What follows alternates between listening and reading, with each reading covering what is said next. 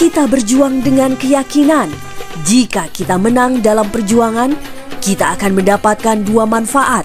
Pertama, Indonesia akan merdeka. Kedua, surga seperti yang dijanjikan Allah. Dan jika kita gagal tapi tidak boleh, maka memang Indonesia merdeka tidak akan tercapai, tapi surga masih menanti.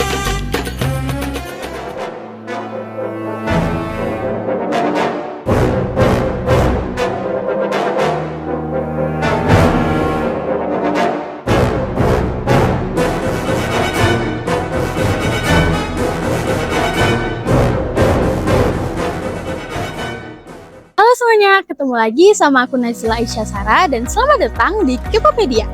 Nah, pada hari ini aku mau ajak kalian semuanya buat bahas tentang tokoh-tokoh wanita bersejarah yang ada di Indonesia. Nah, tokoh yang akan kita bahas hari ini adalah H.R. Rasuna Said, tokoh perjuang kemerdekaan Indonesia dan juga hak-hak perempuan, khususnya dalam bidang pendidikan dan juga partisipasi politik. Teman-teman penasaran nggak? Kalau penasaran, yuk simak video ini. Hajah Rangkayo Rasuna Said atau yang dikenal dengan H.R. Rasuna Said yang lahir pada 14 September 1910 ini adalah seorang pejuang kemerdekaan Indonesia dan hak-hak perempuan, khususnya hak mereka dalam pendidikan dan partisipasi dalam politik.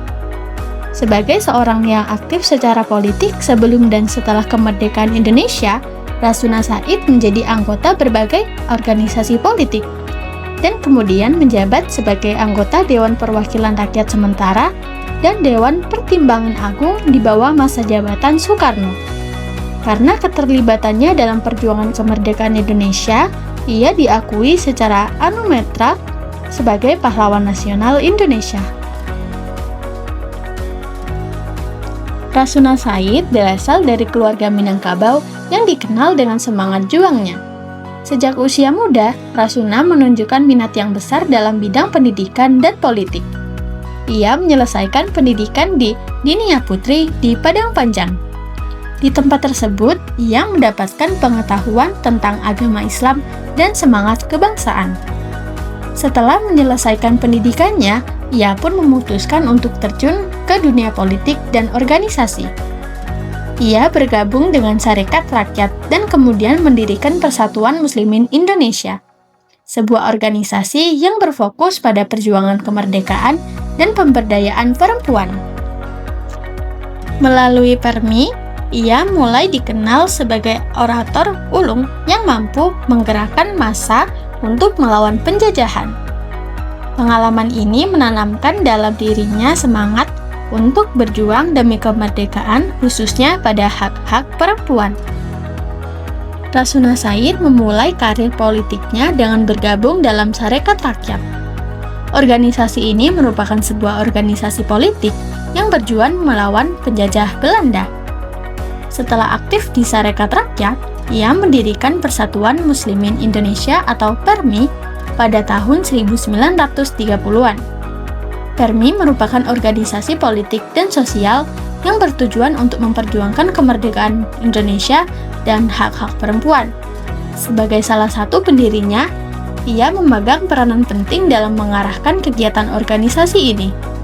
Dalam PERMI, ia telah mengorganisir sebagai kegiatan yang bertujuan untuk meningkatkan kesadaran politik dan sosial di kalangan perempuan. Rasuna Said sering memberikan pidato yang membakar semangat perjuangan rakyat Indonesia, mengajak mereka untuk melawan penjajahan dan memperjuangkan hak-hak mereka. Kegiatan ini seringkali membuatnya berhadapan langsung dengan pemerintah kolonial Belanda. Kepiawaiannya dalam berbicara di depan umum ini membuatnya sering menjadi target pemerintah kolonial. Pidatonya yang lantang dan kritis terhadap pemerintah kolonial Belanda membuatnya sering ditangkap dan dipenjara. Pada tahun 1932, ia ditangkap dan dipenjarakan oleh pemerintah Belanda karena pidato-pidatonya yang dianggap menghasut rakyat untuk melawan penjajahan. Meskipun demikian, penahanan ini tidak menyurutkan semangatnya. Selama di penjara, ia terus berjuang melalui tulisan-tulisan yang diselundupkan keluar untuk menginspirasi dan menggerakkan rakyat.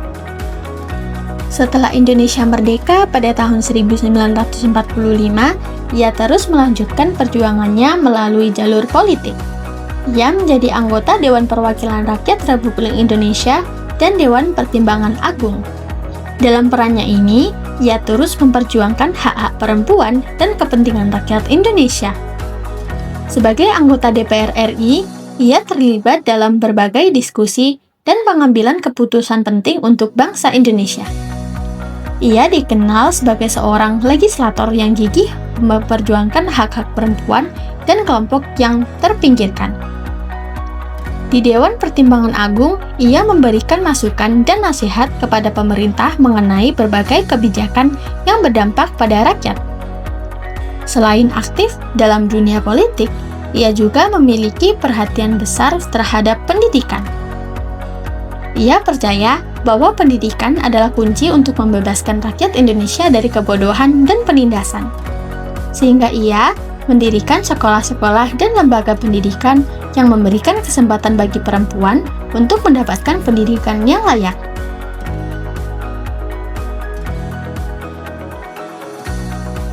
Pada tahun-tahun terakhir kehidupannya, kesehatannya pun mulai menurun.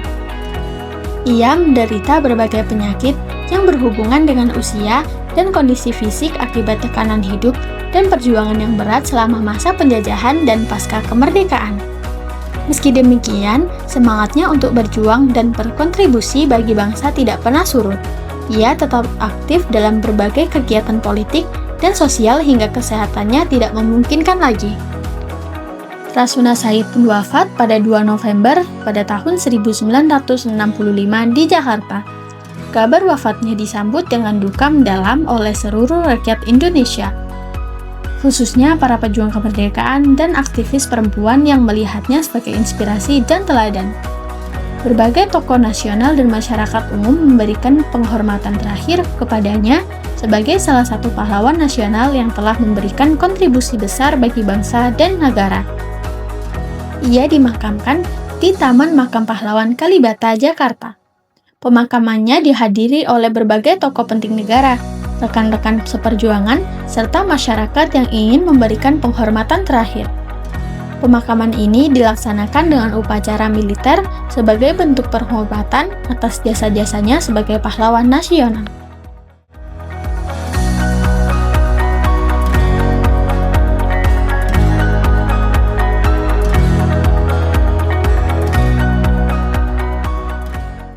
Jadi itu tadi teman-teman penjelasan singkat tentang HM Rasuna Said. Semoga penjelasan aku tadi bisa dimengerti ya. Sampai jumpa di obrolan seru aku selanjutnya. Jangan lupa like, comment, and subscribe. Dadah!